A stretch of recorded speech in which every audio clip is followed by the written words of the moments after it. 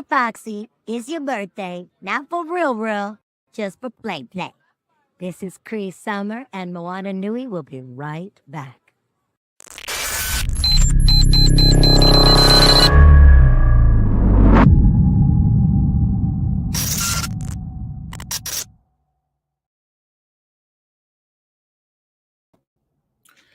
Good evening and welcome to our November edition of Moana Nui Presents Geek Speak On Sports.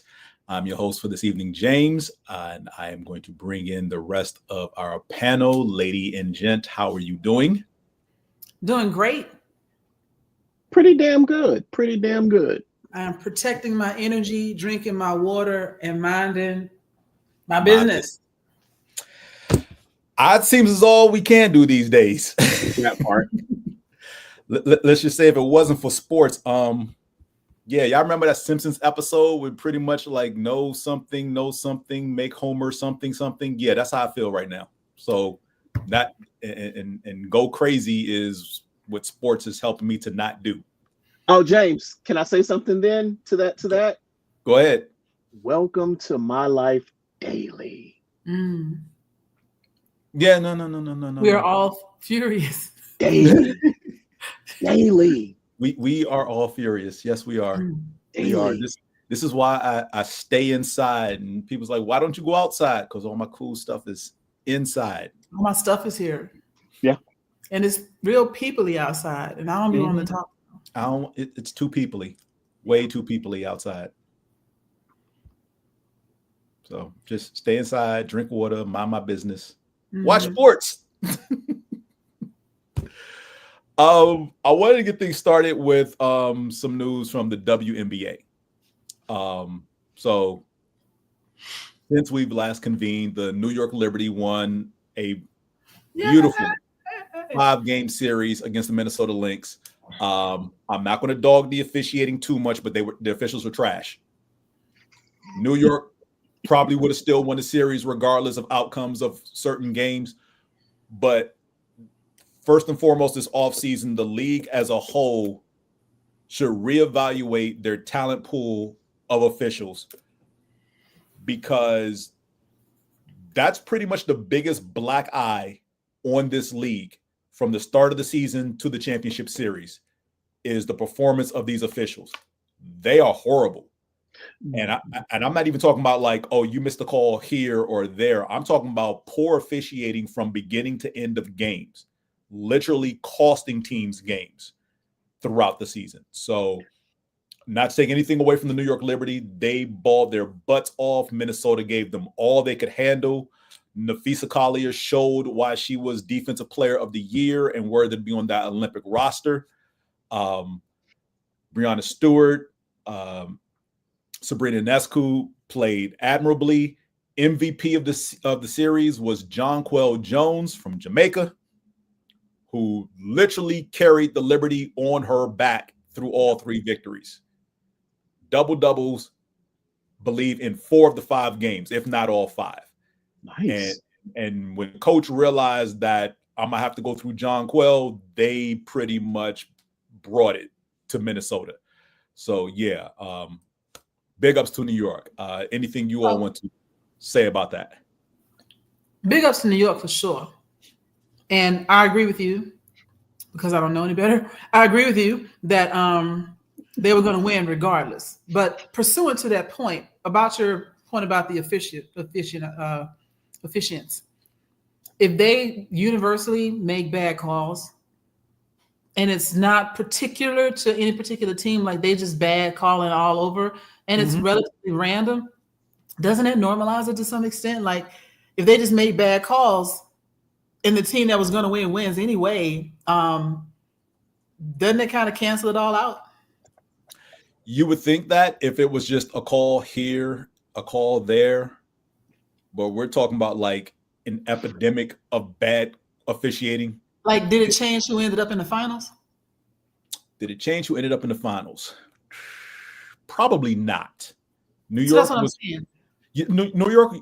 was the best team out the gate from beginning to end of the season. At no point did they not have the best record in the league. They pretty much had it from the start of the season to the end. Yeah, I would equate it to like playing on like if you shoot pool on a shitty table, everybody's shooting pool on that same table. So the person that is the best person that to play still wins because you learn to adapt to the crap table. So fair. I'm saying, they all had to deal with it. It wasn't like they were playing favorites to any particular team to advantage that team. They just gave crap calls across the league. So yes, you're right. They do need better refs, but it'd be different if they was like in the NFL where they'd be calling shit for the Patriots, and it's deflate gate all over again. Like they cheating for the Patriots, they cheating for so and so. But here they just suck, and they just got bad refs, and you learn to work around it. They shouldn't have to work around it. It'd be great, but if they're gonna fix them, they got to fix them all because you don't want it to be where they improve on the West Coast, and now the West Coast has an advantage. Yeah. So let me ask you this, James. 2 questions. Mm-hmm. One, do we know the path from couch to WNBA referee? Also, do we know where the money for the referees comes from? Not that the money is influencing their ability to make calls, but with any career, the more you can afford to pay that position, the better quality applicant you get for that position. Fair enough. And the path to WNBA referee is the same as it is to NBA referee, to NFL referee. You start at the lowest levels. And by lowest levels, I'm talking about like youth leagues and Pop Warner, and work your way up to high school, college, and the pros come looking for you. Gotcha. Because it's one of those things like, it's like applying to that job where they want, it's an entry level position, but they want 5 years experience. Yeah, same thing. Okay. That's the best. That's the only way I can, because they do have like training camps, across all professional leagues as far as, bringing up the talent, bringing up the quality of the officials. But everybody there in those camps, to learn the speed and the pace of the respective pro league, everyone there participating has officiated on some lower level for multiple years. So like I said, it is the equivalent of entry level position, 5 years experience wanted. Gotcha. So, and as far as their salaries, is that out of the general pool of money for the WNBA? Yes. That is revenue paid by. So the officials have a union like they do in every major sports league. Money is paid to them by the league itself. Mm-hmm. I'm not sure what the percentage of money is set aside for officials in the WNBA. But considering they're about to sign, they just signed, as we talked about last month, a new deal that's going to kick money up very much because everyone saw how profitable it was, and we'll get to that in a moment. More money is going to be coming in, which is why the players union of the WNBA opted out of the CBA because of the new TV contract deals that the league just agreed to. I said that like I knew what you was talking about. I was like, no idea what you talking Basically, the new collective bargaining agreement is going to have massive money for players and everyone involved around, everyone's going to eat, basically. Everyone's going to eat. Good. Yeah. So I can't wait for them to be making a hell of a lot more money than they're making right now, because they deserve it. The couple of 100,000 that the highest paid players in the league are making is gross. Yeah. I mean, for those who missed it, Angel Reese, someone made a comment about her WNBA contract. She was like, my WNBA contract barely covers rent for the year. Yeah. Because the rookies made I think something like $75,000, $90,000 for the first season. And the rookie contracts, I believe, are 3 years. I don't remember what the total payout is, but let's just Caitlin Clark, who was the number 1 pick on her WNBA contract alone for this season, probably made $75,000. Never with the engineering students making more than Caitlin Clark coming out of school. And that was just for this first season in the WNBA, $75K, maybe 90. So here we go, What did James. Bronny get? James, here's a quick rundown. Top 4 picks guaranteed base 76, 5 through 8 73, 9 through 12 70. So Caitlin made 76, Angel made 73. Damn. Because Angel was the 7th pick. And that's not even talking about taxes yet. Right. Mm-hmm. We haven't even gotten the taxes, but that's what they were paid by their respective ball clubs. And Or where is just- Angel Reese? Angel Reese is in Chicago. And so average rent in Chicago is going to run you $2,300 to live in a decent spot, right? You tack on the rest of the cost of living, $3,000 a month, roughly. And that's not even, that's like living with like nothing. Yeah. And that's 36,000. Yeah. So yeah, it's not covering her rent. Yeah. It's not like, covering her living expenses just to exist. And like you said, Joy, that's average. That's I would imagine a WNBA player probably wants to live a little nicer than right. average. Or would be required to, because they're not going to just let her live anywhere. Right. She's going to be in a nice neighborhood, Mm-hmm. a nice high rise, Right. with all the amenities afforded to her, to where she can easily get to the arena. So yeah, because rookies, they look out for the rookies as far as making sure they know the lay of the land as far as what's in the city, and making sure they can have a direct path from my domicile, practice facility, to the arena where we play games. They could at least provide them housing. Yeah. So I will say this. I don't know how it is in the NBA, but I do know in the NFL, rookies who make the team, and I'm not talking about first or second round picks. I'm talking about third round on, and there's 7 rounds of the NFL draft. Picks who make the squad from third round on don't make enough to pretty much live on their own in most cities where they play. So the rookies room together. I know this because Philadelphia Eagles tight end Dallas Goedert and nickel corner Avante Maddox during their rookie year. What? Wait. What's his name? Avante Maddox. Okay, I thought you said nickel corner. What is that? Slot. He plays cornerback, but he normally plays in the slot. He only comes in on nickel packages. Okay. Yes. Because his name could have been nickel corner. I was like, what? No. Don't act like that couldn't have been it. So Avante Maddox and Dallas Goedert during their rookie season shared a house together, is what I was getting at, because of where they were drafted the year that they came out. So they rented a house together. And that's what typically happens with several rookies. Like I said, not the first round picks, probably not the second round picks, but those guys who make the team from rounds 3, 4, 5, 6, 7 will rent a house together. Yeah. So, but back to the WNBA. So remember, there are currently 12 teams in the W. There will be 13 starting next year. 7 of the current 12 teams fired their coaches at the end of the season. Why? Why is a good question, because here are the teams: the Atlanta Dream, Chicago Sky, Indiana the Dream Fever, fired their coach?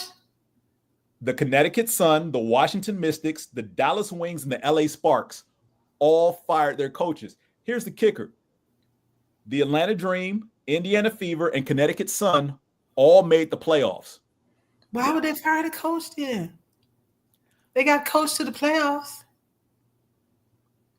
The bottom 4 teams is understandable, but how 3 of these 7 teams that fired coaches made the playoffs, and in the case of Connecticut, made it to the semifinals where they lost to Minnesota.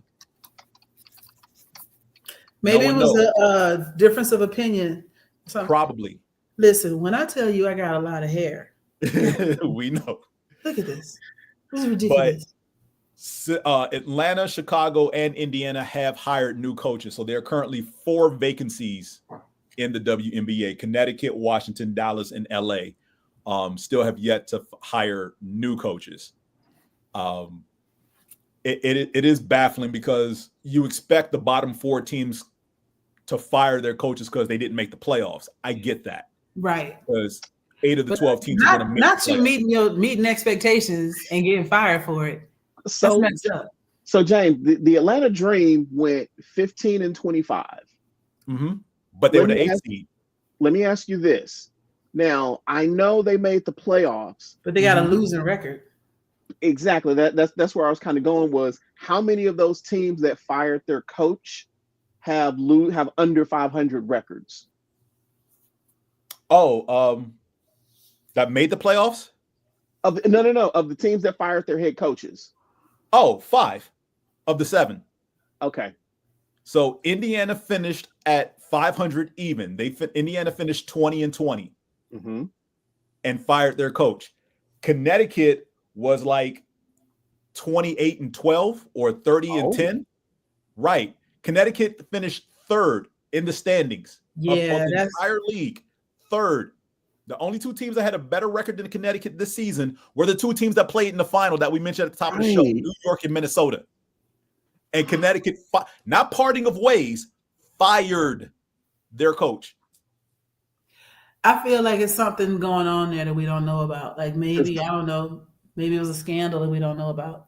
Because to fire your coach with that good, if you're in 3rd place, there's something going on that they're keeping very, very tight-lipped. Maybe she was at a Diddy party or something. I don't know. Because again, LA, Dallas, Washington, and Chicago all missed the playoffs. I get you wanting to fire the coach. I understand that. In the case of Chicago, kind of janky because that was the coach's first year coaching. Teresa Edwards didn't deserve that. No, she didn't get a girl a chance. Damn. It was her first year coaching and you fired her. Made her get settled or something. Shite. And to say Angel Reese was hurt and crushed is an understatement because she took to social media like Teresa didn't deserve this. And she didn't. So, again, Chicago has already hired their replacement. They hired an assistant from the Vegas Aces. I forgot who Atlanta hired a college coach and not from D1. The new coach of the Atlanta Dream, if I recall correctly, he coached at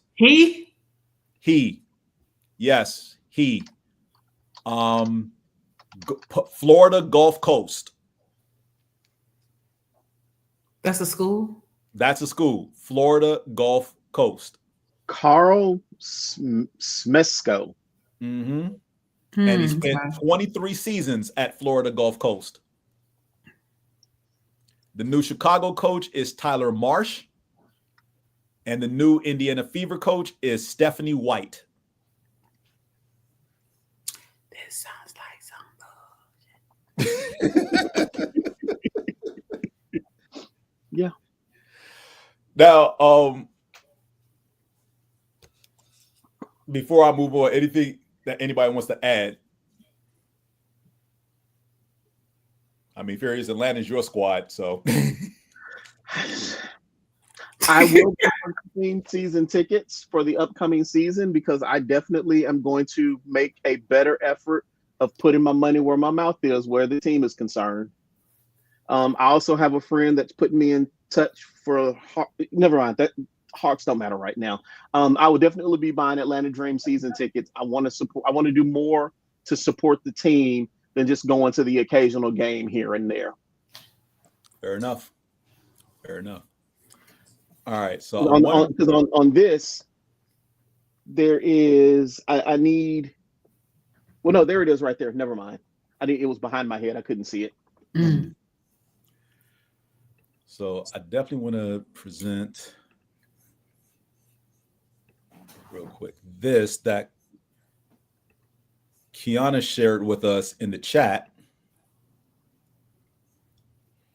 Whoopi Goldberg announces launch of first global women's sports channel. Nice. Called AWSN, All Women Sports Network. She is an avid sports fan. She's trying to bring eyes to women's sports live in real time as they're happening around the world. And I commend her for it. I'm looking forward to this. I don't believe there is a set time for launch, but she did go on. Already launched in several markets, apparently. Markets, yeah. I don't know when it's coming here. You know, America hates everything, so we'll see. Of course they do. How it goes. I like that it's global because that allows her to have a market that's independent of America's fuckery. America, exactly. Right. So, but she was on Jimmy Fallon earlier this week talking about it. Again, I'm definitely looking forward to that. I would actually watch that because there are sports around the world that don't get enough shine, that are, you know, interesting, that would be interesting to me that I don't think, you know, play here a lot or get played here. Like I would absolutely watch some tennis matches from around the world. Or if she puts on that rock, paper, scissors tournament from Japan, I'm all in. I'm all in. I'm up at 4:00 in the morning to watch that shit. Whoopi, I got you. I will download. I won't even bootleg it. I will pay for that. I will pay for that network, even if I never watch it. I don't watch Peacock. I got that shit. So I might as well. I thought it was somebody at my door. I might as well. And the thing is, I don't have a door. That's why it scared me. But I might as well watch the what is it? What is it? AWSN, All Women Sports Network. All Women Sports Network. I need her to carry rugby. Yes. I love her. Like yes. This one rugby women player. Yes. And you're probably talking about the same person, the woman that I'm thinking about as well. Yes, the one. Did you watch her on Dancing with the Stars?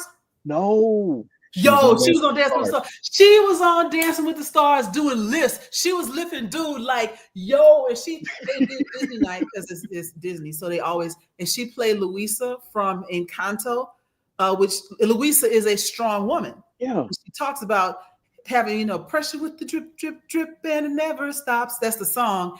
And Luisa is built. And she picks up donkeys like bow. And so it was perfect for her. And during her dance, she picked up her male partner in a lift. It was nice. Awesome. And very nice. It was great. Yeah. Look it up because it's all over. Just look up a rugby player Dancing with the Stars and you'll find it. Yeah. Because we showed a clip last month because I didn't even know. It just came across my feed like 5 minutes before we went live last month. And I was like, yeah, we're going to talk about this. It was awesome.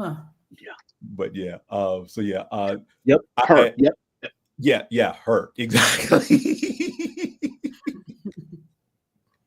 What's her name since you're looking at her right now?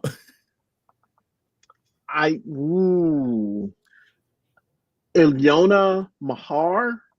Yes. I hope I'm pronouncing that correctly. Mayhair. Okay, Mayhair. Yeah. She's awesome. She is. I remember the first clip I ever saw of her playing rugby. I'm like, oh, she's gonna kill somebody out there. Mm-hmm. The clip that went viral from the Olympics of her literally picking someone up and tossing them aside was hilarious.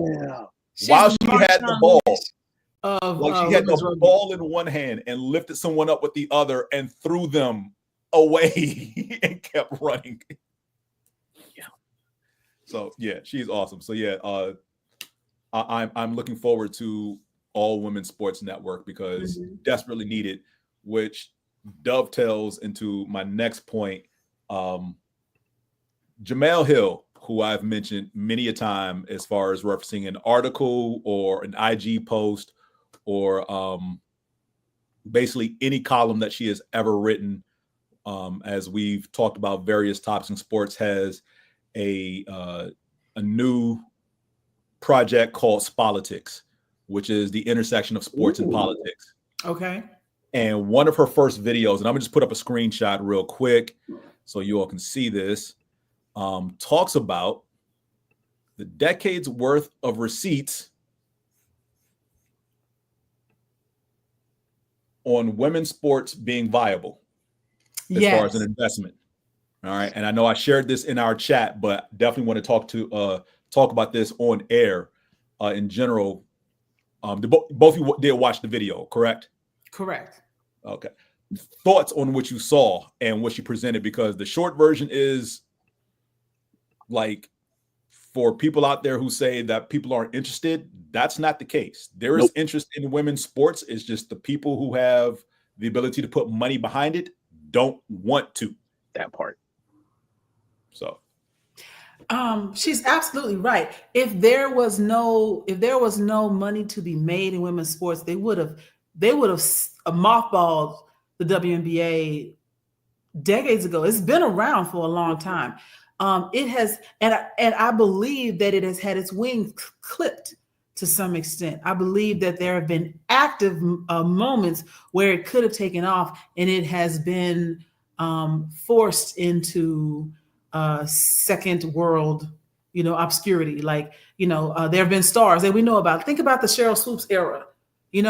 She was as big as any NFL star. Everybody knew her name. Even if you didn't watch the sport, you knew her name. There was a chance to have that skyrocket the WNBA into a different tier of popularity, and they sat on it. They didn't do anything with it. They actively chose not to put her in more ads. They chose not to ride that wave. They chose to act like nobody cares. And they kept telling people, nobody cares. Nobody cares. And the people that cared started to feel isolated. Well, maybe I'm the only one watching. Maybe nobody else is doing this. And they started to, not so much turn down advertising money, but not seek it out. And then they could say, well, nobody's watching. Because if you think about who was playing in the WNBA at that time, they didn't want to have a lot of deals and money. And they wanted it to die. But yet here it still is. And it also gives lie to this idea that Caitlin Clark brought eyes to it. No, she didn't. And that's what people keep not understanding. The receipts that she is bringing are giving lie to this idea of, oh, you wanted people to pay attention to the WNBA and now you're mad because Caitlin Clark is having people. No, Caitlin Clark has young white boys paying attention. But the sport itself has been a viable vehicle for at least 20 years. So missing with that bullshit, she's absolutely right. And again, people try to rewrite history based on their own limited knowledge and act like they know everything when they know nothing. And so I'm really, really happy that she put that video out. I wish it was on like prime time. I wish more people would see it. Then again, yes, it is kind of on prime time, but you know what I'm saying? Like the people that need to see it aren't watching her show.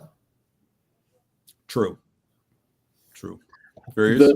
The one thing I'll add, because I completely agree with everything Joy said, the one thing I'll add is I hope we see some sort of collaboration between her new podcast and Whoopi's All Women's Sports Network. Yes. I definitely need to see the two of them do something, even if it's not necessarily an ongoing thing. Maybe it's just that they do something a few times a year, monthly, but something, because I see those two people and what they bring different to the table, benefiting the entire women's sports community. Absolutely. Couldn't agree more.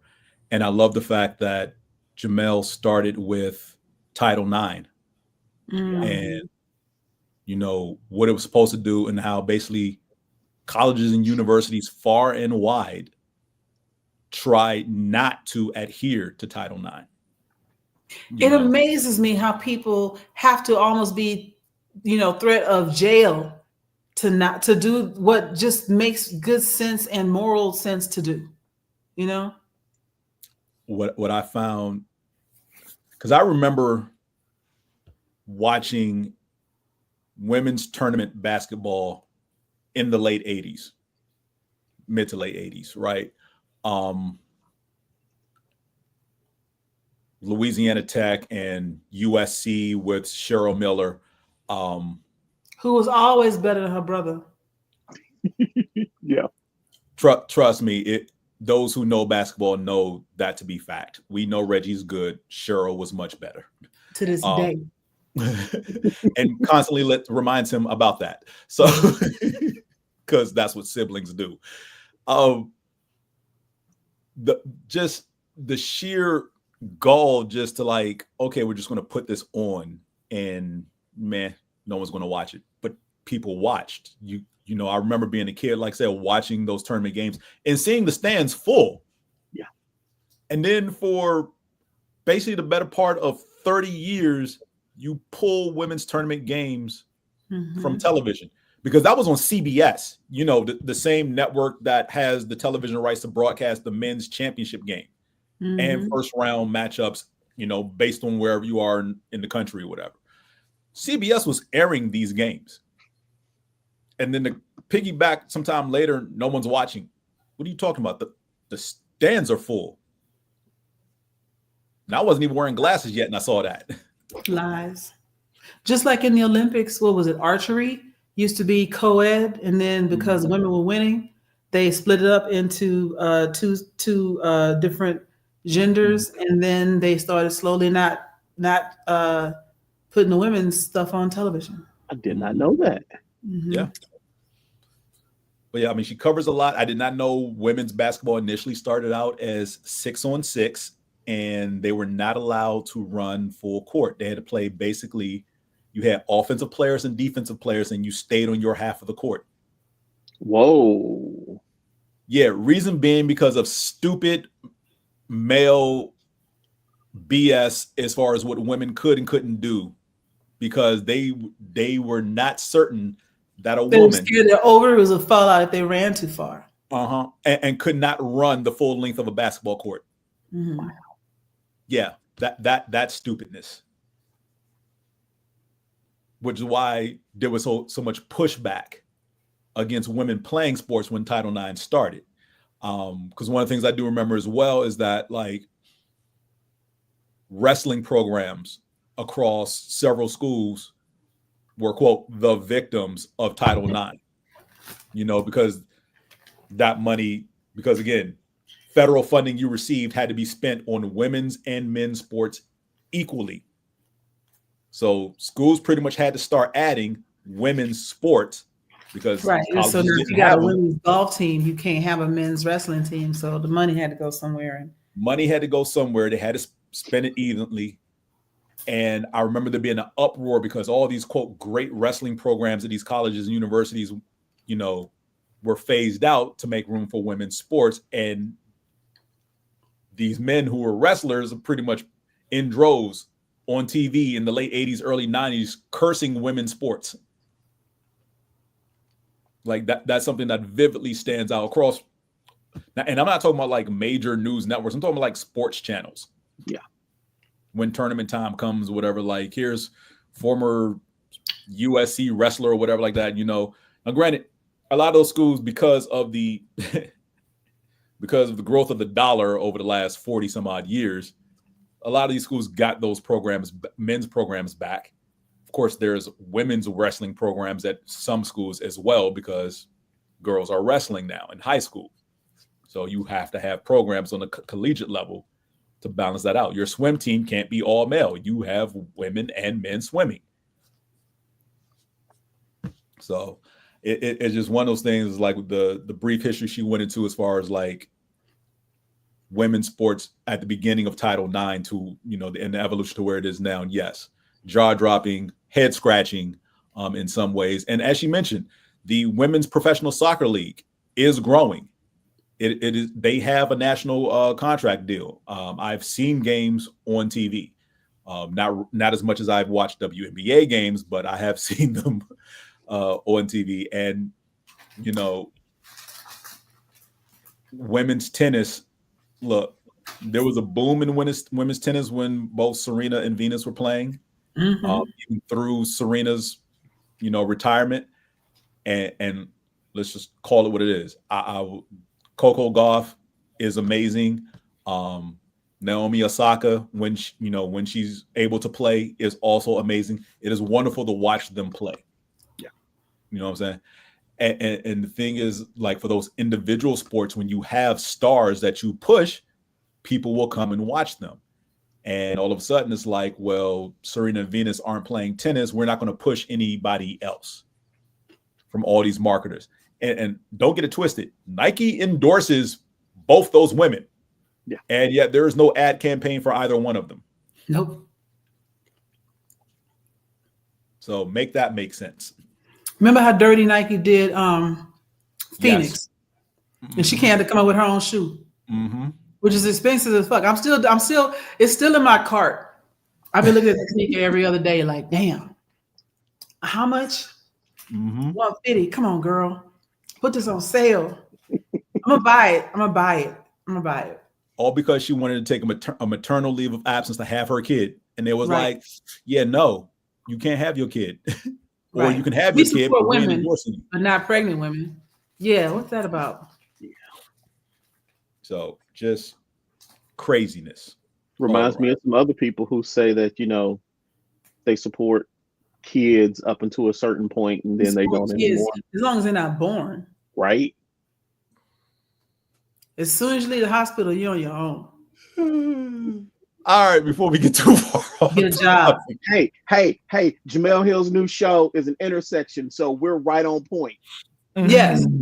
We are right on Wasn't point. it Politics or something? Exactly. Politics, yes. So Politics we are is right on brand. the name of the show. Oh gosh. Yeah.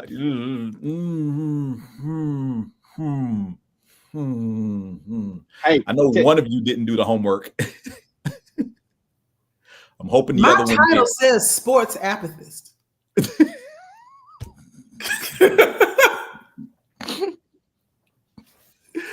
I don't know what you want from me, James. I've been trying to get out of this show. 6 months.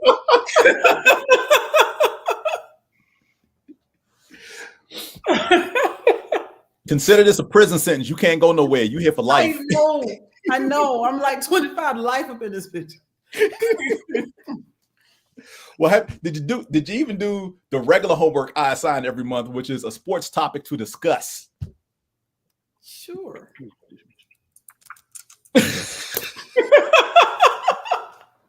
While you get yourself together, Furious, what you got? Hold on one quick second. Really? The story that I have is no wait, is this the event we're glad that happened or just the sports story? Just a sports story, non-NFL. My sports story is centers around the Atlanta Hawks, Trae Young, and DeJounte Murray. Oh gosh. You said Trae Young, so I already know that this is like some craziness involved. Go ahead. I don't know if I'd say it was crazy. So a while back, the Hawks knew they needed to bring in some help for Trae Young, or for the organization as a whole, not just for Trae Young. But so they brought in DeJounte Murray. I was under the impression, or I shouldn't say under the impression, I was hoping that bringing Murray in was the end of Atlanta's time with Trae Young, because as long as I am a firm believer that as long as Trae Young is the best player on your team, you will be a first round and out at best for the playoffs. At best. At worst, you miss the playoffs altogether. So I was like, all right, bet. We got DeJounte Murray. In my opinion, he's a better defender, and he's just as good on the offensive side of the ball. But they kept them both. The experiment failed, and in the offseason, they got rid of him.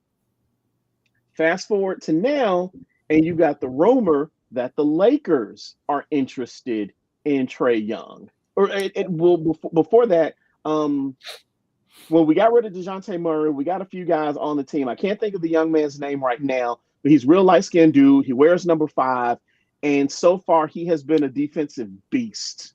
Okay. He has brought a lot of perimeter defense to the Hawks that we have not had probably since the Al Horford days. Ouch. Yeah, exactly. So now you factor in that since the rumor is that the Lakers are interested in Trae Young. Dyson Daniels. Thank you. Yes, Dyson Daniels. Yeah, he's a defensive beast. Or at least he has been since he got to the Hawks. I don't know how good or how bad he was wherever else he was, but since he's been with the Hawks, he's been a defensive beast. Now there's the rumor that the Lakers are interested, and the potential trade to get Trae Young includes like 3 players, 2 or 3 additional draft picks. And if all of this goes through, with the draft picks we got for trading DeJounte plus the draft picks we'll get for Trae Young, we literally already have about an extra 5 draft picks over the next 2 seasons, which could turn out to be some excellent picks depending on who's coming out in the draft over the next couple of years. Right, because if we go ahead and trade Trae Young, we're essentially putting the future of the franchise on the back of I still got to learn how to pronounce his name, Rocheshay, who's been pretty good, but he's got a lot to learn.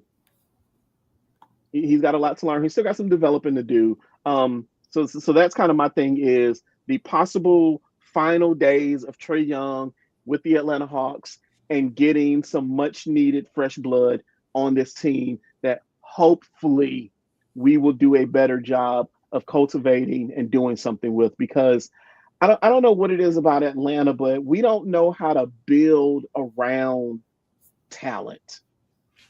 I give it to the Falcons. They did a pretty good job over the last few years of adding some key pieces to the team. And I'm hoping that attitude of building around key players will transfer to the Hawks. And maybe we can get to the days of the Hawks being in the playoffs almost every year. Okay. Cool. Joy? I got nothing. Like, while he was talking, I was frantically like trying to Google like top sports news today. I got nothing. There's some stuff going on in Nigeria and India and Pakistan. Apparently, I have no idea what they're talking about. So I got nothing. Apparently, Russell Wilson's trying to get Sierra pregnant. That's all I got. Travis Kelce and Patrick Mahomes' house got robbed. Yes, they did last month. They both their houses got robbed last month. I did see that earlier today. Yeah, well, then there's the dumbass kid who was made the slur against which Kelce brother was he talking about? Oh, he was talking to Jason about Travis. That's what, yeah. So Jason, who now works for ESPN, was on their Saturday game day show when they were at Penn State. And as he's going through the crowd to get to the set or whatever, somebody holds their phone up to record him, because you can tell they obviously did this to get a reaction out of him. Yep. So they're recording him as they're shouting anti-gay slurs about his brother at him. To which, naturally, Jason reacted, snatched the phone out dude's hand, and broke it by slamming it to the ground. Now, Jason, that immediate Monday, because he's on the Monday Countdown show for Monday Night Football, apologized for his actions, saying that I wish he had not the right way to handle it and everything. And I am in the same camp as you, because as a society, people have gotten a little bit beholden to feel that they can say and or do what they want to celebrities in public spaces. And because that person is a celebrity, they're going to stand there and take it. Or they're going to open themselves up to some sort of lawsuit. Right. Yeah, or public criticism that quote gets them canceled.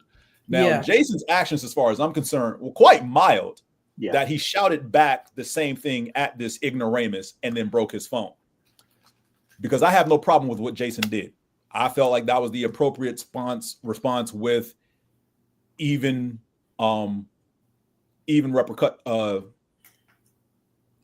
an even reaction, if you will. Equal and opposite reaction. Yeah. Yes, Yeah. thank you. So it wasn't like he reached out and punched the dude. He wasn't overly aggressive towards him. He matched his energy. And I'm all for that. Because, again, too many people grow up and have never been punched in the face. And I'm sorry to put it that way, but that's the reality of this. Because when you have the general populace go out, fame or not, most people do not want cameras shoved in their face to watch their every waking action.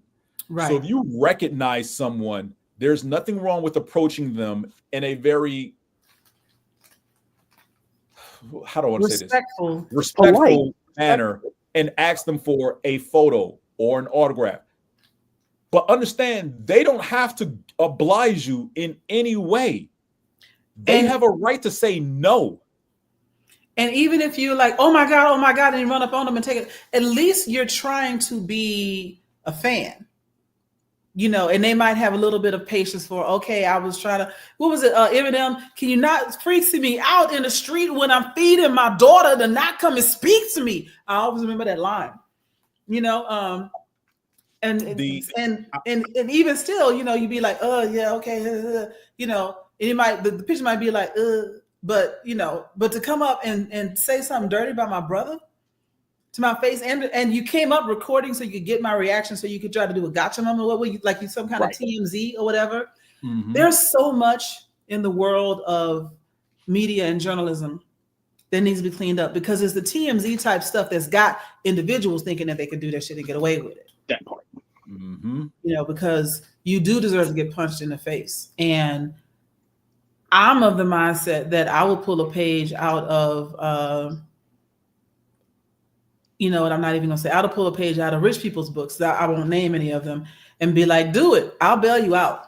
I got your bail money. If he got his own bail money. If you step to me like that, I used to be like, you know what, I will use this as a teaching moment and blah, blah, blah. I'm off that. As of last Tuesday, I'm off that. So do it if you want. We are in the find out era of this country. I ain't bringing nothing but folding chairs and Arizona iced tea cans in the everywhere I go. I will slap the uncommonness out of you. I'm breaking teeth. And because you bring up the media, another Philadelphia sports star found himself embroiled with a kerfuffle with the media. Wasn't physical, but Joel Embiid of the 76ers. Also, wait, side note. Russell Wilson, get off that girl. Leave her alone. She don't need no more babies. All the chairs for the win. So Joel Embiid, he's not going to play every game this season. First of all, he's already not even started to play this season right now because of an injury he sustained during training camp. So he's not yet played this current season. When healthy, he is not going to play the second night of back-to-backs going forward. So if they have two games, Tuesday, Wednesday, he's not going to play Wednesday for health reasons. He played last night. He did play last night? Okay. Yeah, they played the Knicks. Well, you would know. What? What did you say? They played the Knicks. Oh, I heard something completely different. Of course you did. Sorry. Go ahead, sir. So during the beginning of the season, in the training camp, before the season started, behave. A reporter approached well, let me phrase that. He didn't approach, but he wrote an article in which he mentions Joel Embiid's deceased brother and son as reasons for his play falling off. Oh, we fighting. That part. I'll be like, Matthew, you'll see me. Every athlete that has ever done any television whatsoever, broadcast show, face-to-face interview, sit down, whatever, has always said, you can criticize me for my play or lack thereof. You leave my family out of everything. This reporter did not do that. So when Joel Embiid saw him at the facility, it's on before the site. game, immediately went up to him and exchanged words. The league suspended Joel Embiid 3 games. I'll take that. It's worth it. Wait, I get to punch him and go on vacation? Well, he didn't. It wasn't physical. They just had words. That's all. It was a verbal altercation. 3 games for verbal altercation? That's a lot. That's because the media blew it up. So after the media baited him, put him back in there. Then the media blew up the baiting part of the whatever, and then so that's why the league did what they did, and it was stupid. Yeah, the media initially did not talk about what this reporter wrote. The paper that he's employed with in Philly offered a retraction and apology after the fact. Right. Because you printed it and you knew it was wrong when you printed it.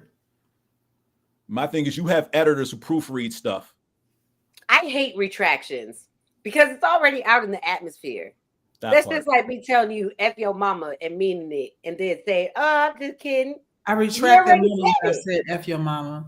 It's one thing if I say, James is 4'9". I'd be like, you know what? I retract that. It was a typo. I meant 5'9" or 5'11", whatever. You know what I'm saying? But this to be, if I was like, James is a dirty bastard, I retract that. James is not, in fact, a dirty. I meant that. I meant that with my whole chest when I said it. I didn't say it as a mistake. It wasn't a typo. I don't mind corrections or retractions. You out here being evil. Said it's out in the app. Chat GPT just caught you. You said James. So if we ask him, we say, what is James? And it's gonna say, dirty bastard. Right. Because now Google's already got a hold of it.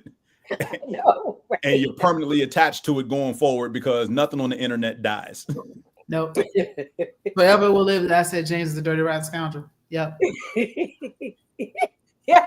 There's some stuff I said in the early 2000s that I will never run for office. I just said some bullshit, and I know it's out there. I'm just gonna leave it alone. Not even gonna try. One more thing with the WNBA, I forgot to mention this. Well, I have all 4 people present. Y'all could behave for 5 minutes. Nope. Behave. So Minnesota Lynx forward Alyssa Pili is the official face of Nike's Native American Heritage Month inspired N7 collection. They're putting out a line of sportswear for Native American Heritage Month. And this young lady, Alyssa Pili, is the face of the campaign, and it is well deserved.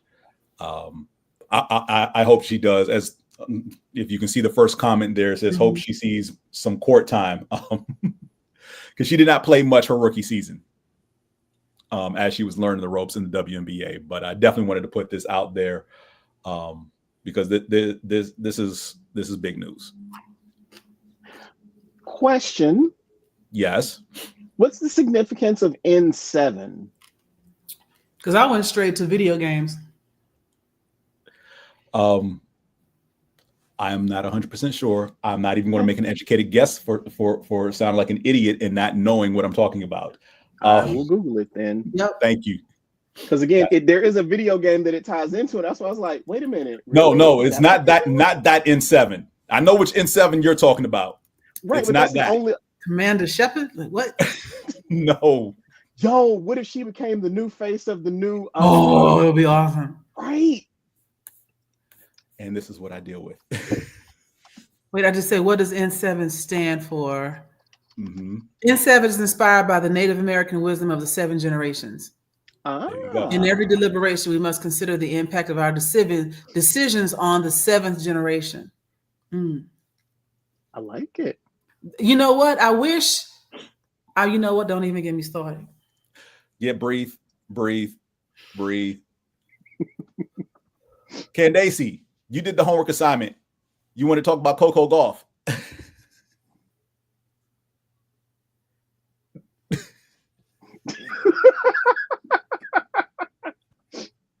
Look here now. I literally just got off work. I was like, dang. And then y'all were talking about some stuff. So I said, let me get some popcorn. So I had some popcorn. And then I had my tea, but then I finished it. So yeah. But it's cool. The whole world can see you stuffing your face. It's good. I know, my bad.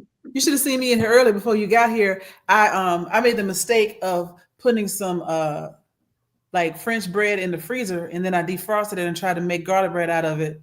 That was a mistake because it was a mess. And so it was really tough. And I thought, well, it'll be toasted, it'll be crunchy, and it wasn't. It was just chewy. And I almost dislocated my jaw trying to chew this bread on live camera. And they watched me do it. I have a headache. And they didn't even say, "Are you okay?" Did anybody ask you if you were okay? I didn't look like what nothing looked wrong. Yeah. No one knew until she just said something. I was over finding out real time like you are.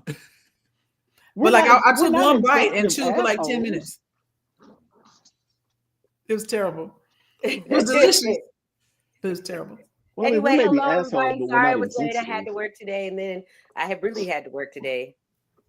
Because like in real life work, I was like, y'all really want me to do work today? I'm trying to leave. I'm trying to leave early. They always do that, right? Right. I was like, you really walking in here at 7:53? Oh man, 7:53. Talking about, well, what time do you close? The same time we've been closing for the last 6 years. I don't understand why you don't know that it's 8 o'clock. 8. Anyway, I don't know. So our girl Coco Gauff, because I said everybody should be like paying attention to this girl, because just the same way we paid attention to the Williams sisters in the 90s, because she's out there just killing it. She just won the WTA finals. And then I meant to tell you to look up this picture for me so you could show it. But I don't know if anybody saw where she was wearing the really cute purpley flowy dress with all the other ladies that were in the final, that were in the tournament. And it was super cute.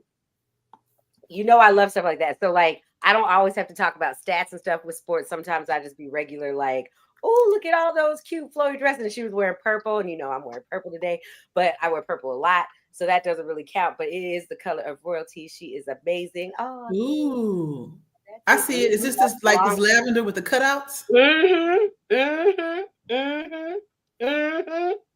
Sorry.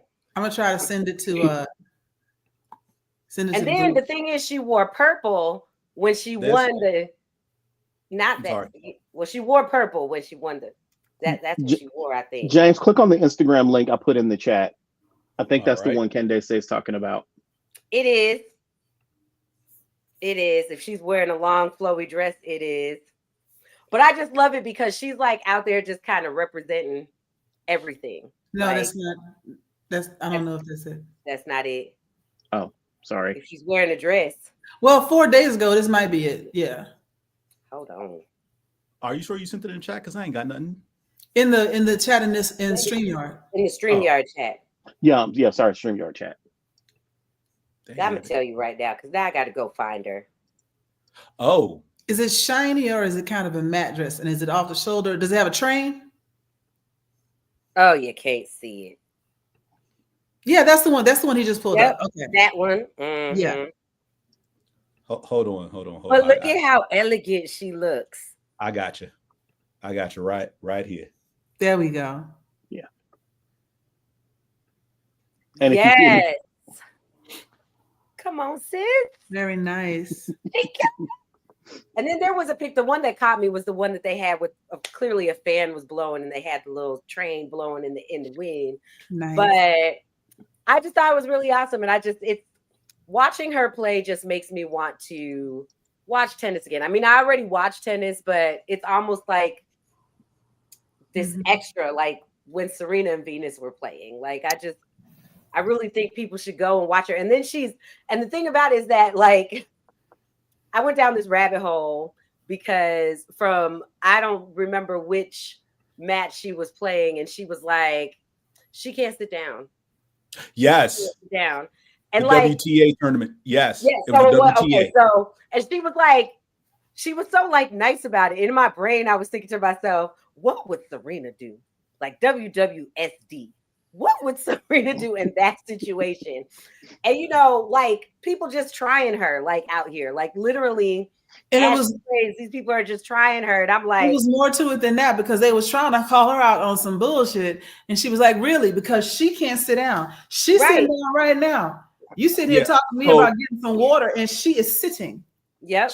They were at a break. She went over to grab some fruit.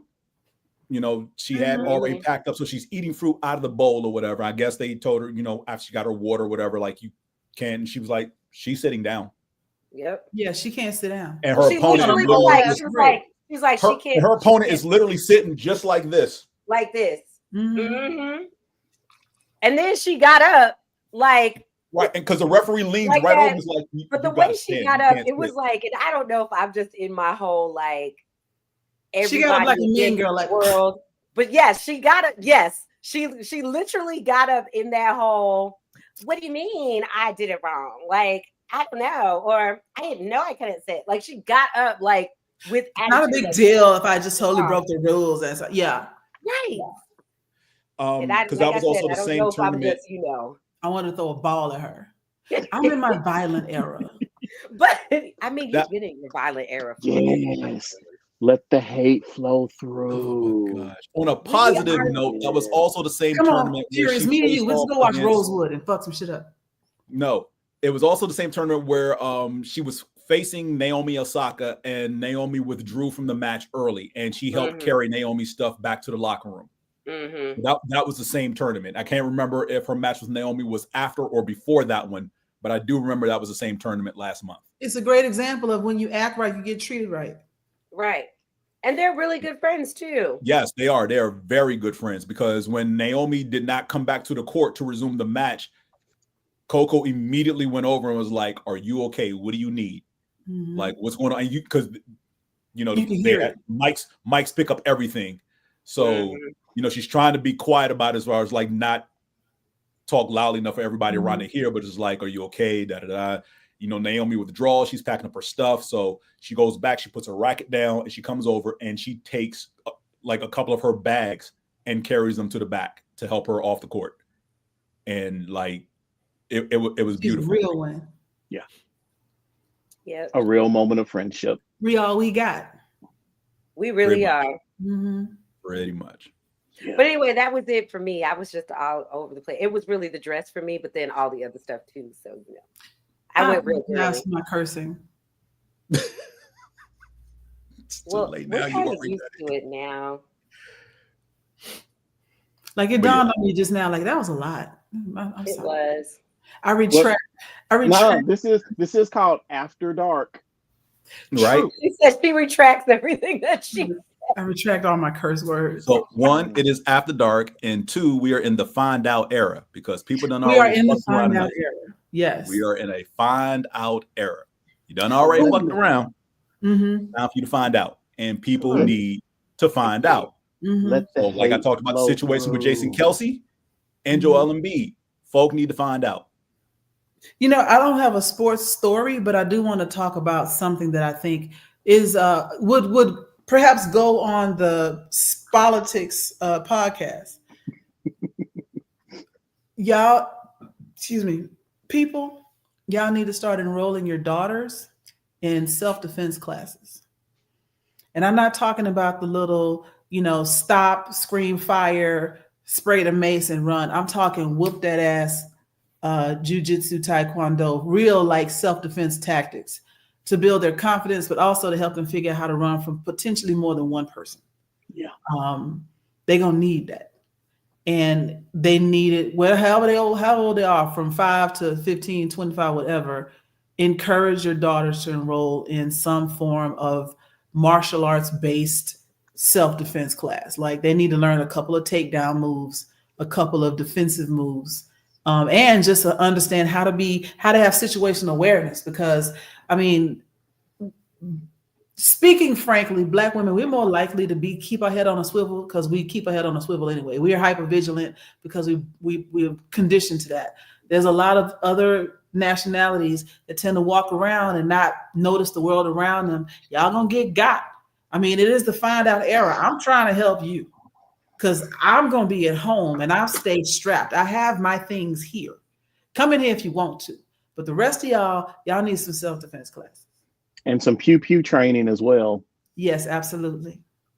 Because I'm from Texas, I know how to shoot, and I have to shoot.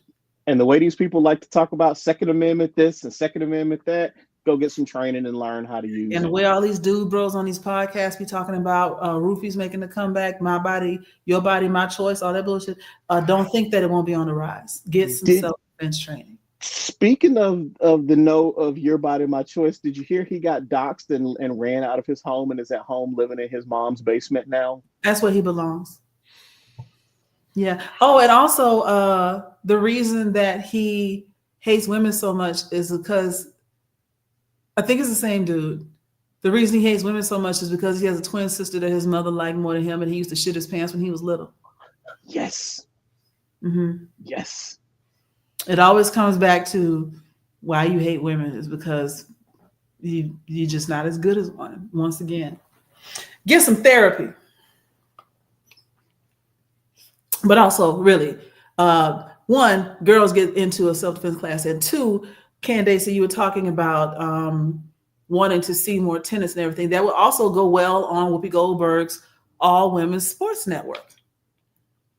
Absolutely. I may not do my homework, but I can wing it during class. I sent that to James because I was like, ooh, I'm going to forget to talk about this. I remembered. Yeah. As for the second part of everybody's homework, because I have the second part. Yeah, there's a second part. I thought there was just one part. Because there is a festive day later on this month that is erroneously celebrated, but we're going to eat turkey and pig out and get fat and all the carbs and everything. I figured, sports-wise, what are some things you are thankful for? And not beholden to any one thing, and it doesn't have to be just one thing. It could be your team getting the player, your team winning a championship, your team winning a game they weren't supposed to win, your team beating down their arch rival, unmercifully. Anything, an event that happened, anything at all sports related. So we're going to spend the rest of our time talking about any sports, anything that you. I got one. It just came to me. Go ahead, Joy. I got one. I am thankful for. It's a two-parter. Okay. I'm first off thankful for. What's that little redheaded boy that used to have a talk show? Conan O'Brien.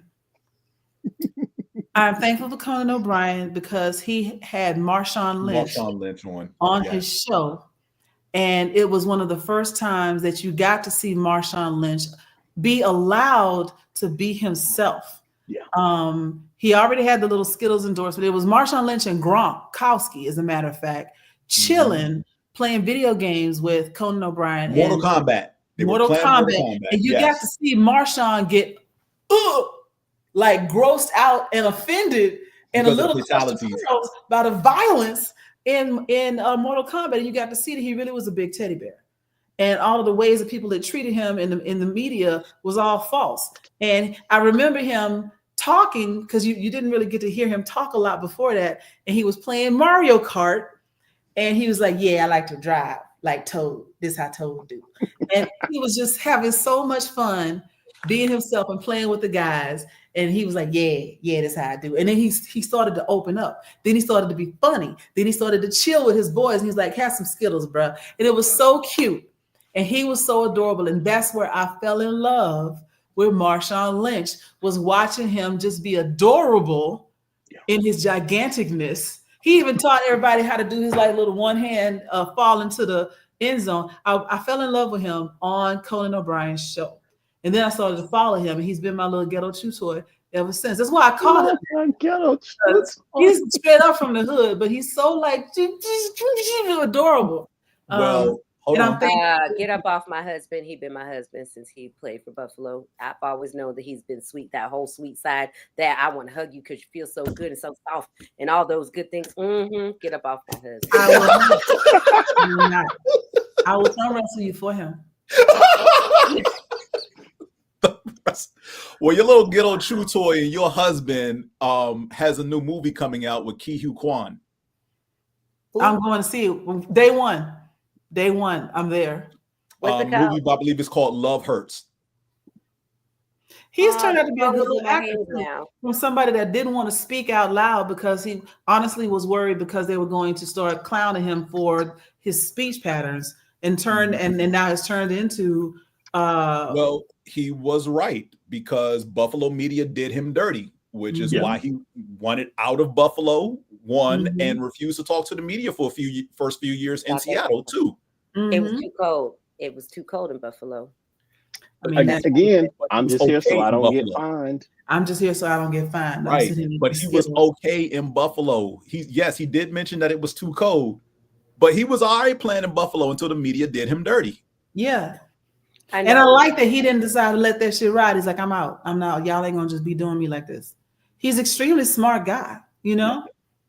And it also it's a great example of how your don't judge a book by its cover type of thing. Like just because he has a particular speech pattern, which is a completely valid dialect, it doesn't mean that he's not fucking brilliant. You know? Exactly. Count your chickens. I mean, all of that shit was just valid. If you listen to him, you understand what he's talking about. Just because he said something that maybe you didn't catch the first time, that's on you for not being able to be flexible enough in your mind to understand a dialect. I'm just saying, Marshawn is the greatest. That's my baby. I love him. Well, they learned their lesson because, man, that little boy, Keon Coleman from Louisiana, I'd be like, what the little boy saying? Wait, is that the guy who was talking about the multicolored coats from Riches? Yes. Macy's. Okay. I Macy's. love him Macy's. too. He's like a second coming. He is so cute. And he's so unapologetic and just chill with it too. I love him. Yeah. He said, my mama gets these off season. Right, when they're cheap. Like every other black parent in America. I was like, because my mom bought my winter stuff in the summer too when it was off season and still on the shelf for no reason whatsoever. Go ahead and get this now so I won't have to buy it when it get cold. Yup. And have to pay more for it. Size I'm gonna be, so I can't buy off season. I'd be nervous. I'm always the same size. My boobs stay the same, but everything else sometimes I could be little, I could be big. I don't know. I did it today. I'll be on all these like designer fashion sites buying off season clearance shit. Like I bought like whatever the spring season was, and they're getting rid of it for next spring. Yeah, let me get that. Well, this last season, I don't give a damn. I didn't wear it last season. It's new to me. Let me get this 80% off. No one knows it's last season anyway. Exactly. To be honest, unless you actually work there. Right. I was only gonna wear it for 1 year. I'm about to wear this for the next 7 years. I got a shirt and a pair of pants at least that I know of that are in my closet right now that I know I bought circa 2003. And the people we hang out with don't give a damn. Give a damn. I don't know. I don't hang out with you guys like that. Sorry. I don't know. That's because you always at work. I don't get no invitations. Because you always at work. Nuh-uh. All right, we're going to invite you somewhere next time. You better not be at work. Gosh. Furious. I'm going to be at work. Furious. Moving on. Furious. Your turn. The thing that I am happy that it happened, that is a sports-related event, is the Malice at the Palace. No, really? Yes. There? Yes, I am. Yes, I am very happy. The Malice at the Palace was one of those things that people with common sense always knew there are certain people you just don't fuck with. Malice at the Palace taught the rest of America there are certain people you just don't fuck with. Top of that list, professional athletes. Now, a lot of them are, what was it that people used to say? Was it hyperthyroid? Was that the saying? Mm-hmm. They're fueled by aggression and adrenaline, And you can't just do whatever the hell you want to thinking there will be no consequences. That's why earlier when you were talking about people being keyboard warriors and never getting punched in the face, I was like, oh, so I'm glad James said that, because Malice in the Palace will fit in perfectly later. Again, that taught people, keep your hands to yourself. You won't get your ass beat on national television. Simple. So yeah, I'm sorry. I am happy that Malice at the Palace occurred. Because again, like I said, people with common sense, we already knew. No, that dude off down there. I'm staying away from him.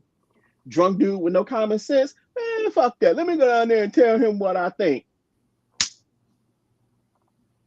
So yeah, Malice at the Palace. Oh my gosh. Candaysee, what you got? I didn't do this part of the homework. But I'm thankful for not having any heart attacks during the NFL season as my Bills play, but that may cease on Sunday when they I was about to say they playing the Chiefs Sunday. Lord. And you know what the sad part is? Guess what I have to do that day? Oh, you have to work. I gotta work. During I the normally game. don't work on Sundays, so I'm trying to see if I can get off early because the game's a 4:00 game. So I'm gonna try to a 4:00 game. Slide out like I have some coverage there, and I was just like, so we'll see. If not, they're gonna hear. I'm gonna be in my office, and they're gonna hear curse words if it goes the wrong way. Okay. But I am not thankful for what's that little boy's name who played for your team?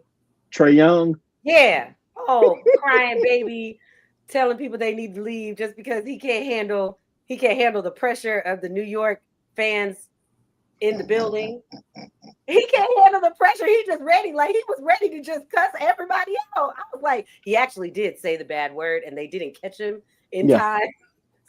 So if you weren't watching the game, you missed it because they beeped it out. But like if you were watching the game, you were like, ooh, he literally just said F y'all. Get out.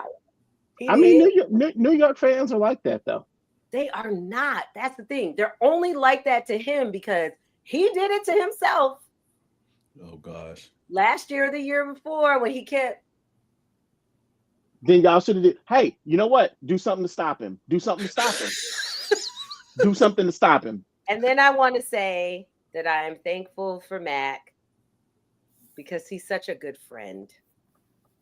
And I really, really, really mean it. And I actually really mean it because like 2 weeks ago, was it 2 weeks ago? Was last week? Was it last week I saw you, Mac? Last week? At Drea's event? Yeah. That was last week. Yeah, last week, it just reminded me that Mac is going to show up. He's going to show up for if you are his people, no matter what, he's going to show up. And so, as much as I give him heck, try not to. I dropped 3 F-bombs tonight, and she said, I know, but I'm trying to do better in my life. Can they say this segment it's called After Dark? Cursing is good for you.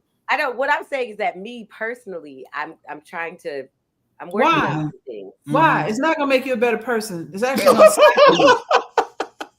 it causes ulcers. Let it out. Get it off your chest. Yes. Stress and wrinkles. Fuck that. If somebody needs to get cussed out, nothing on my chest. I am 50. Look at this. This is fucking 50 right here. Girl, look at the lack of wrinkles. I am 50. I'll be 51 in February. Oh, sexy mofo. Yes, this is all kinds of I say what the fuck I want right here. Let them curse words fly. Less stress anymore. I'm just saying. Joy just got me a little excited. I'm gonna be bitter now.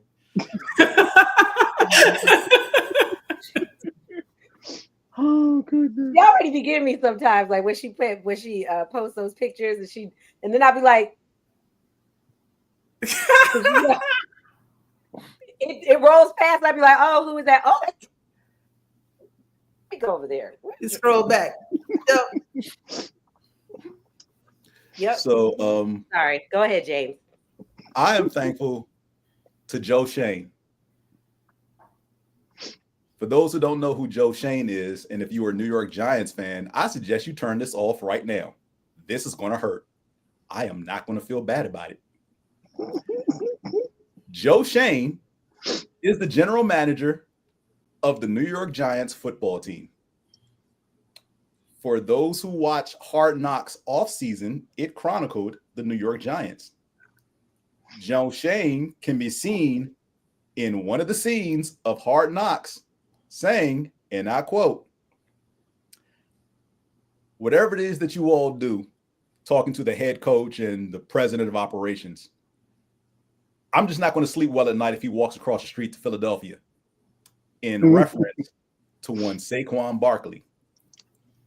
I brought a visual aid. I'm just wondering how he's been sleeping. Him? How have Giants fans been sleeping? Now, if you all can see this, it says Saquon hurdles someone backwards. And that is a photo. Yes. Mm-hmm. That's exactly what it says. Hurdles someone backwards. I don't even watch football, and I saw that 10 times. Hurts has time. Now locates Barkley out of the backfield. Barkley slips 2 tackles and picks up the first down, jumping up in the air to the That was 30. crazy. A gain of 14 for Hurts has time.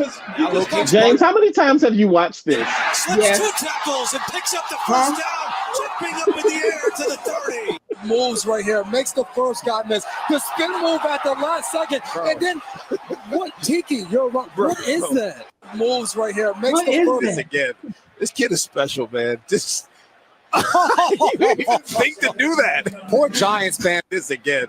This kid. James, how many times have you watched that? Yes. The better question is, since it happened, which days have I not seen it? 0. Wow.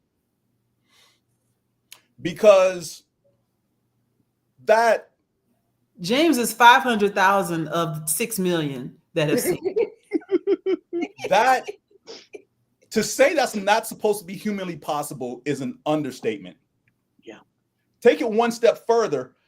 The developers at Madden need to be scrambling to put that in the game, because that is not in Madden. That needs to be a move. It needs to be a special short, like time press move.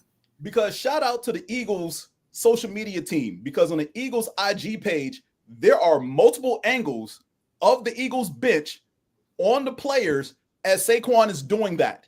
And their reactions, Priceless doesn't even begin to explain what they're going through. You have Jordan Davis, who turns around and shakes his head. Reed Blankenship's got his hands on his head, like, what the F did I just see? N'Kobe Dean damn near falls down with Jalen Carter, like, yo, that's not in Madden.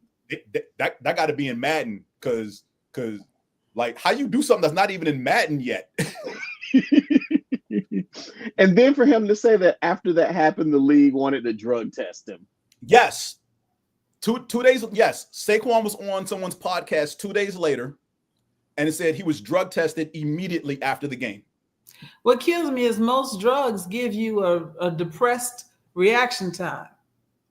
What drug would have, I guess cocaine, I guess. Speed. LSD. I How don't about know. he's just as athletic? Like, how about athleticism? Like, Yeah. They can never Right. believe that athletes, certain athletes are as good as they are, because it defies their comprehension. I mean, It's got to be drugs, other because it ain't things. the shoes. But I mean, if they look back at history, how they used to, the adjectives they used for us. I mean, it did it to themselves. It's what you get for genetically engineering Thank you, stronger, Joy. faster people. every time something happens, I think about that, and I'm like, this is your ancestors, partly your ancestors' fault. I'm not going to say wholly, but partly, because a lot of that is just in some of us by nature, but partly your ancestors' fault. Yeah. And we're gonna make this money off of it. Right. Mm-hmm. But yeah. That's what. Go ahead, Fierce. No, I was gonna say that's why I love anytime I hear about how much money some of these athletes make on their contracts. Like the part of me that loves the part of me that just loves watching the game doesn't like to see them holding out for their contracts. But then there's the other side of me that's like, nah, fuck that, get this money. Mm-hmm. Get this money and take care of your family. There was a viral TikTok going around or Instagram going around from the lady that is over Uncle Nearest whiskey. Mm-hmm. And she sent a message to like Bron and Beyonce about their partnership with Hennessy, I believe. Mm-hmm. And she goes, I just want to say to, people won't keep asking me to talk about the partnership that Beyonce and LeBron James have with Hennessy whiskey and whatever. She goes, I just want to say, take all their money. And that's all she had to say. She wasn't mad about it. She wasn't like, I can't believe you didn't come to me, blah, blah, blah. She goes, take all their money. Yep. Y'all have a good day. It was great. I got to meet the three the three people who run Uncle Nearest. Mm-hmm. And as chill as she was in that that is her, like, now obviously I'm not gonna say that's her all the time because I don't know her like that. Right. But I actually do like that. I do have some family friends who know her like that. And yeah, from what I've been told, and she is like that all the. She is just that naturally chill and laid back, and get this money.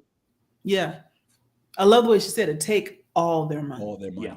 Mm-hmm. Y'all have a good day. It was great. They thought she was gonna blast them. People thought that I was like, no, we don't do that around here. Go ahead. We don't do that around here.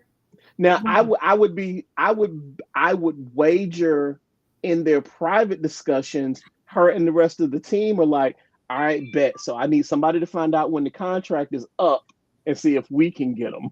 Mm-hmm. But they are definitely not going to interfere with that money. Low key, Uncle Nearest is doing extremely well. Yes. They get award after award after award. You know why? Because Jack Daniels that is the name. And then to find out that Jack Daniels was always a pale imitation because they never quite got it right. And here comes Uncle Nearest with the original recipe. Yeah. Award after award after award. They didn't really need all of that. And so, go ahead with your little Hennessy or whatever. Get all that money, though. And they're expanding because they purchased a vineyard in France somewhere. I don't know if that is to expand truly into the wine industry or if they're going to do some sort of into the cognac industry. Is cognac a wine type of? I don't know much about cognac. It is a wine derivative, like Hennessy is a wine derivative. Okay. Mm-hmm. So I definitely want to share this as well because I talked about the players' reactions. Now none of this has audio, so just watch the bench.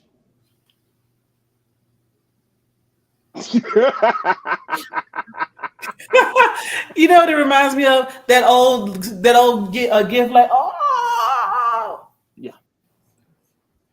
I think there's one more angle. No, okay, so it's just that again. All right, but I know Giants fans are sick because Saquon currently right now is number 2 in the league in rushing. Nice. Saquon was supposed to be a Giant. He was a free agent with the Giants, and they decided to let him go after signing him to a 1-year offer last season. Because 2 years ago, when they made the playoffs, they had a decision to make. They either franchise Daniel Jones and sign Saquon to a long-term deal, or franchise Saquon and sign Daniel Jones to a long-term deal. Daniel Jones is the quarterback. They chose to give the long-term deal to Daniel Jones. They put Saquon on the franchise tag and then came up with an actual 1-year contract that he would have been happy with. in hopes of signing a long-term deal. And at the end of that 1-year deal, which was last season, they decided he wasn't worth it to sign to a long-term contract. Okay. Yeah. And Philly gave him 3 years and all the money he asked for. What year did the Giants draft him? Saquon? Yeah.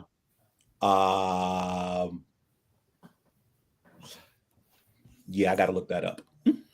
But I only asked that question just to say, typically running backs don't last and do the kind of things that Saquon can still currently do. So you're half right, and don't feed into that BS about what running backs can and can't do, whether it's Saquon or not. There are a lot of teams that are struggling in the league right now to maintain consistent winning because they don't run the football. You have these running backs, but you sign them you don't draft them in round 1, which is a problem in and of itself right now. There's a general disrespect for the running game right now. Yes. So the average salary of a running back has gone down over 10 years. The ball, you know? That's the last time I watched football was when Emmitt Smith was playing. So he was drafted in 2018. Okay. And understand that over the last 10 years, the average salary of every other position player in the NFL has gone up by some significant margin, except running back. It's gone down. Really? Because what GMs and teams are doing, by and large, this is literally everybody, are drafting these running backs in the second round, not the first, because, quote, you don't draft a running back in the first round. They don't impact your offense, which is a load of crap. So they draft them in the second round so they don't have to sign them to a 5-year contract. They can sign them to a 3 or 4-year contract because they're second round picks. And then when that contract runs out, they jettison them and go right back into the draft to pick somebody else. Because so they try and burn their running backs. Yes. Who they barely use. And then want to say, well, we got no production out of him. You never used him. I feel like that's racist. Because we're all old enough to remember that in the 80s and through at least to the end of the 90s, the running back was one of the most focal points of your offense. Yeah. But that's now, how I remember football. Yeah. As far as the skill players go, they're signing quarterbacks to massive deals and they're signing wide receivers to massive deals. Well, you need a competent quarterback to get the ball to your dynamic wide receiver. You also need a solid offensive line to block for said competent quarterback. And I'm being very generous because a lot of these quarterbacks have deals they should not have. Kirk Cousins. I'm sorry. The aforementioned Daniel Jones of the New York Giants is a glaring example. Because I don't know if anybody has seen the Giants offense lately, but in the word of a former coach from way back when, their offense is offensive to watch. It really is. And I'm sorry to be, well, I'm not really sorry because they're in our division. And I like piling up on teams in my division when they're not doing well, much like the Eagles did on Sunday to the Dallas Cowboys. The Giants have been a dumpster fire of decision-making for the better part of the last 7 years. And what people are seeing out of Saquon Barkley is an indictment on the ineptitude of the Giants front office to, one, put together a competent offensive line to allow him to do the things he's doing this year in Philly. Currently, right now, he has 991 yards rushing. Last year for the Giants, he only rushed for 1,200 yards, or just under 1,200 yards. Oh, he should easily surpass that this year. There are still 8 games left in the season. Right. Yeah. And he's already at 991. And last year, he barely broke 1,200. He's 9 yards away from 1,000. Wow. And he barely broke 1,200 last year. Let that sink in. So again, Giants fans have don't curse Philly fans. Curse your own front office. Basically. So you're grateful for Saquon Barkley is what you're saying. I mean, and not so many words, yeah. Grateful for the short-sightedness of the Giants. I mean, that's just Right, one of the Jenkins. things. Sports-wise, I'm thankful for a lot of things. The Eagles Super Bowl back in 2017, because we beat the Patriots. That I think I did post "Fly Eagles Fly" on my page that day just because I hate the Patriots. You know, my work husband Peter, he actually called me. He goes, "How dare you?" Because he's been a Patriots fan his whole life. He was so mad at me. He's like, "You don't even watch football." I was like, "I know." I'm sorry. I laughed real hard. But you weren't really sorry. I Not at laughed all. when I told him, and I was like, "I know." I'm sorry. He hung up on me. I wonder why. Yeah, he was mad for like 3 days. I mean, hell, for the first time in a long time, I'm happy for my Falcons. Yeah. You know, Ooh, I'm I also put another thankful video that the that I think Washington we should- Nationals won a World Series in 2018. So, Would you say, Joy? I put another video in the chat. I got you. That I think we should play. I saw this. This was crazy. I'm mad that he did it. No, we should be thankful for it. Oh, The my one God. good thing to come out of the Olympics. Oh, yeah. Get this position somewhere.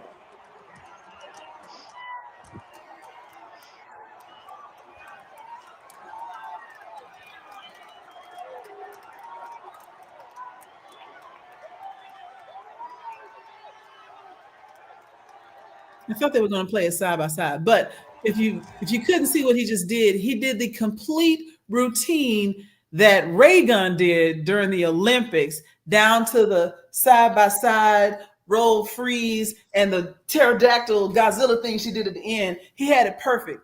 I mean, I've seen other videos where they show them side by side, and I thought that's what I pulled up. I'm sorry, but it was a perfect rendition, and I love that was his end zone celebration. The attention to detail was mwah. And so I think that was after he caught an interception. Yeah, it was great.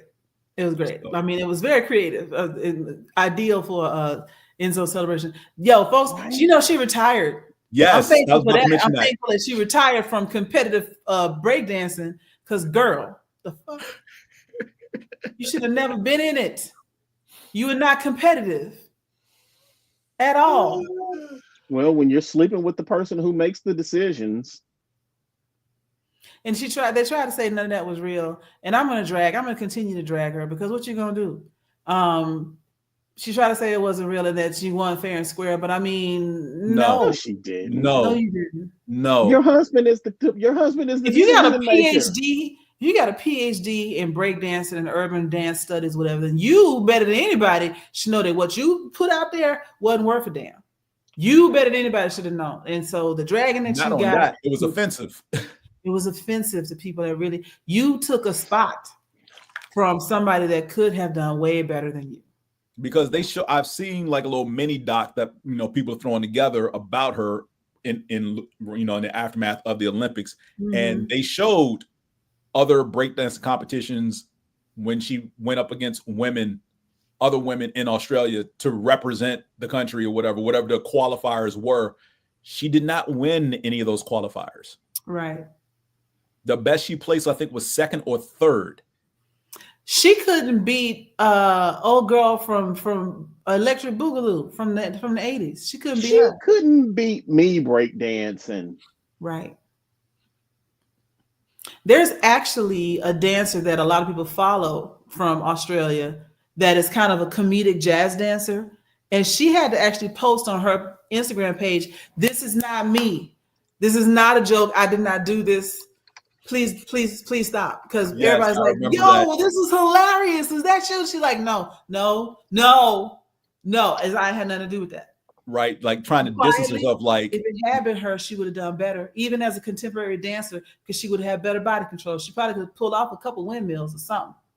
But I'm thankful. I am thankful that Ray Gun has stepped down. Girl, go home. Go lay down. Go lay down. It's funny you say that, because apparently her name is Jazz. What? The comedic jazz dancer. Her name is Jazz. No, it's not. Not the one I'm thinking of. Oh, okay. Sorry. No, because I follow her, and her name is definitely not. The lady that I'm thinking of is also the one. If you've ever been on Instagram and you've seen this woman do like interpretive dance next to like a hydraulic press that like crushes things, and she pretends to do the dance of the crush thing, that's who I'm talking about. Okay. Now I got to go look her up. Damn it. Well, while you're doing that, does anybody else have anything sports related that they're thankful for? That the Saints have been eliminated from playoff contention.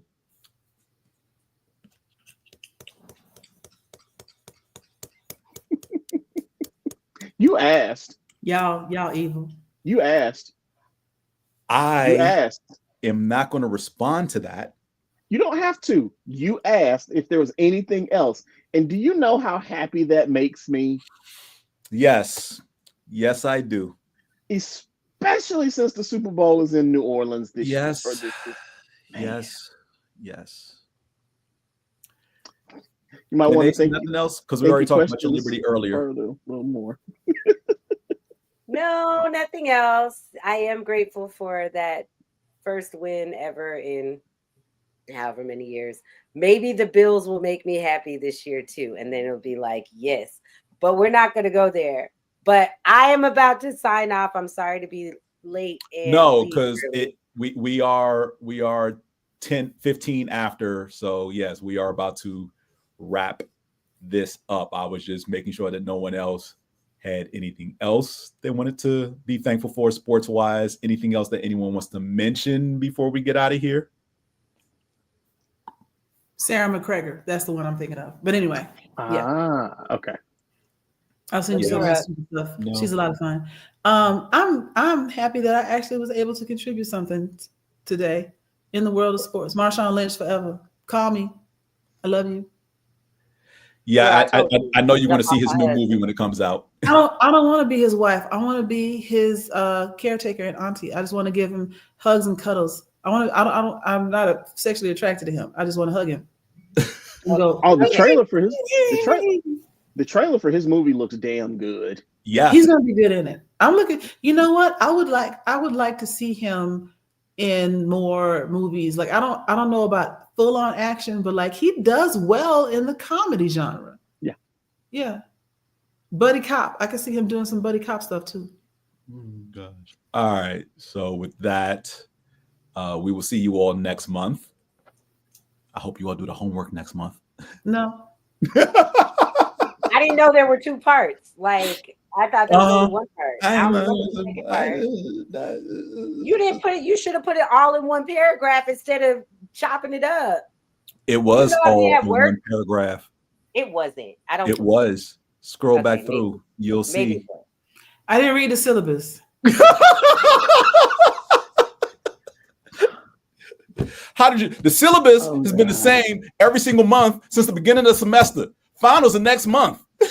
Figure this out. Can I get an extension? My roommate died, so can I get? Oh my gosh. Good night, everyone. We're sorry that Joy is a rebel with a cause. Oh my gosh! And on that note, I love you and happy whatever we say for that day. Right. Have fun. Happy Indigenous Peoples Day. That part. Right. Have fun with your family. Yes. Yes. Or hug friends, your loved ones. or family. Yes. Hug your loved ones, whether it's a generic longing embrace or your hands around their neck. Just hug them.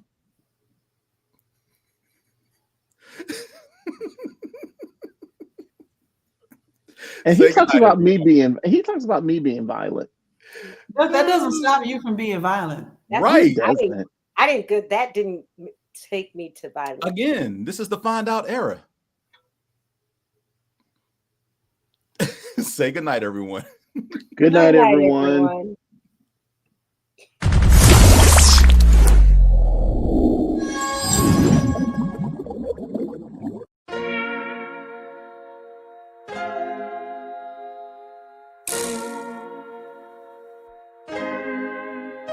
So many stories left to tell, even if we have to ourselves. Can't keep history on the shelf. If they won't tell it, we will. If this the land of the free, it was a freedom then. When they annexed Hawaii and called it Cedar Lands, without any type of payment and no signing off. Called themselves a republic in 1894.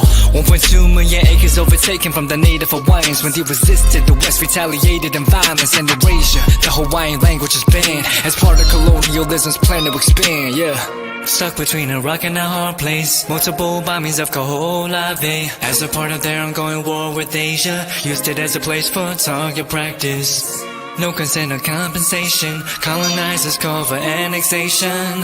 No regard for all the locals. School will never let you know. So many stories left to tell, even if we have to ourselves. Can't keep history on the shelf. If we won't tell it, we will. Too many stories left to tell, even if we have to ourselves. Can't keep history on the shelf. If we won't tell it, we will. We will. So if we put Hawaii into perspective, well, Black and Asian history is interconnected. Considering the fight with the Pacific, then of course versus Asia, they was treated as a middleman for war, but didn't let the Western colorism run its course. Cause dark skin was a sign of dignity to core. The land was taken in the name of capitalism, when prior to it was an actual kingdom. Clap back at the system. Stuck between a rock and a hard place. Multiple bombings of Kaho'olawe as a part of their ongoing war with Asia. Used it as a place for target practice. No consent or compensation. Colonizers call for annexation. No regard for all the locals. School will never let you know. So many stories left to tell, even if we have to ourselves. Can't keep history on the shelf. If we won't tell it, we will. Too many stories left to tell, even if we have to ourselves. Can't keep history on the shelf. If we won't tell it, we will. So many stories left to tell, even if we have to ourselves. Can't keep history on the shelf. If we won't tell it, we will. Too many stories left to tell, even if we have to ourselves. Can't keep history on the shelf. If we won't tell it, we will. We will.